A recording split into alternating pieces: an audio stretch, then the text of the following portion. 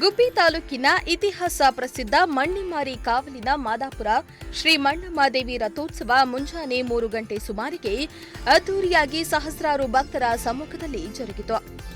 ಮಣ್ಣಮ್ಮಾದೇವಿ ರಥೋತ್ಸವದ ಹಿನ್ನೆಲೆ ದೇಗುಲಕ್ಕೆ ಹಾಗೂ ರಥಕ್ಕೆ ಹಲವು ಬಗೆಯ ಹೂಗಳಿಂದ ವಿಶೇಷ ಅಲಂಕಾರವನ್ನ ಮಾಡಲಾಗಿತ್ತು.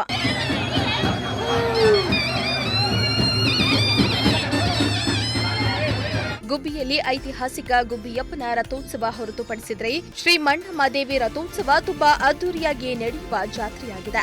ಮಣ್ಣಮ್ಮಾದೇವಿಯು ಗುಬ್ಬಿ ತಾಲೂಕಿನ ಬಿದರೆ, ಮಾದಾಪುರ, ಎರಕಸಂದ್ರ, ಮೂಕನಹಳ್ಳಿ ಪಟ್ಟಣ ಸೇರಿ ಸುಮಾರು 33 ಹಳ್ಳಿಗಳ ಆರಾಧ್ಯ ದೇವಿಯಾಗಿದ್ದು, ಸುಮಾರು 5 ದಿನಗಳ ಕಾಲ ಅದ್ದೂರಿಯಾಗಿ ಜಾತ್ರಾ ಮಹೋತ್ಸವ ನಡೆಯಲಿದ್ದು, ರಾಜ್ಯದ ಮೂಲೆ ಮೂಲೆಯಿಂದ ಜನಸಾಗರವೇ ಹರಿದು ಬಂತು. ದೇವಿಯ ದರ್ಶನ ಪಡೆದು ಸಾವಿರಾರು ಭಕ್ತರು ಪುನೀತರಾದರು.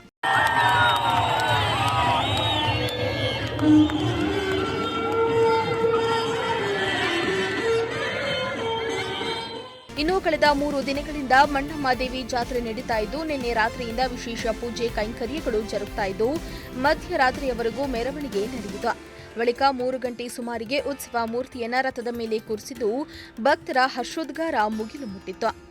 ರಥ ಎಳೆತಿದ್ದಂತೆ ಭಕ್ತರು ಬಾಳೆಹಣ್ಣು ದವನಾಗಿಸಿದು ಇಷ್ಟಾರ್ಥ ಸಿದ್ಧಿಗೆ ಪ್ರಾರ್ಥಿಸಿದ್ರು. ಇನ್ನು ಇದೇ ಸಂದರ್ಭದಲ್ಲಿ ಮಣ್ಣಮ್ಮಾದೇವಿಯ ಟ್ರಸ್ಟ್ ಅಧ್ಯಕ್ಷರು ಹಾಗೂ ಗುಬ್ಬಿ ಶಾಸಕರಾದ ಎಸ್ಆರ್ ಶ್ರೀನಿವಾಸ್ ರವರು ಕುಟುಂಬ ಸಮೇತ ಮಣ್ಣಮ್ಮ ದೇವಾಲಯಕ್ಕೆ ಬಂದು ವಿಶೇಷ ಪೂಜೆಯನ್ನ ಸಲ್ಲಿಸಿದ್ರು. ದೇವರಾಜು, ಪ್ರಜಾಶಕ್ತಿ ಟಿವಿ, ಗುಬ್ಬಿ.